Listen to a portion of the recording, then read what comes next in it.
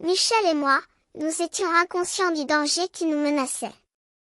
Nous avions toujours travaillé ensemble, deux enquêteurs déterminés, mais cette fois-ci, nous nous trouvions face à un mystère qui nous faisait échouer.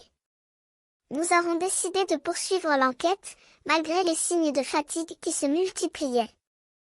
Le silence de la nuit était rompu par les sons de la musique qui s'écoulait dans mon oreille, un rythme saccadé qui ne me quittait pas. Je regardais Michel avec inquiétude, il était concentré, les yeux fixés sur l'écran de notre équipement. Il avait raison, c'était du Cacoprunéo, un code complexe qui nous échappait. Je me sentais soif de connaître la vérité, mais il fallait poursuivre. Soudain, Michel a crié, « Tu vois quelque chose ?» Je me suis tournée vers lui, et il a pointé vers l'écran. Nous avons regardé ensemble, les yeux écarquillés. Nous venions de toucher quelque chose de mystérieux. La tension montait, nous nous sentions comme si nous étions suspendus au-dessus d'un abîme. Puis, une voix menaçante a éclaté, « Bande de salauds, vous avez 1 minute pour trouver le dernier furet. » Le temps était compté, nous devions agir vite. Michel a souri, les yeux brillants de détermination.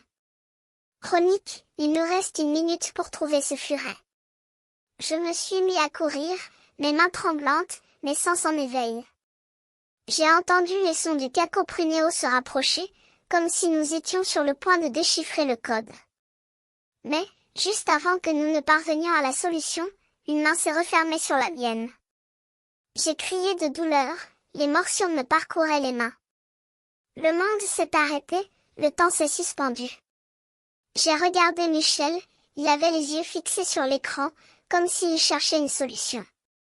Nous nous sommes regardés, les yeux remplis de peur et de désespoir.